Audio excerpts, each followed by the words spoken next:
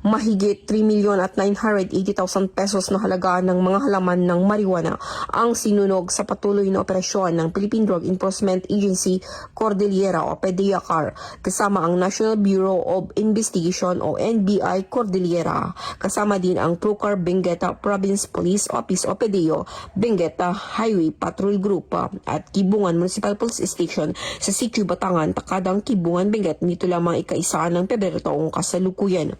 Isiniwalat sa operasyon ang 4 na magkakahiwalay na plantasyon na sumasaklaw sa 2,050 metro kwadrado na nagpapakita ng pagtataniman ng humigit kumulang na 19,900 ganap na lumaki na mga halaman ng marijuana.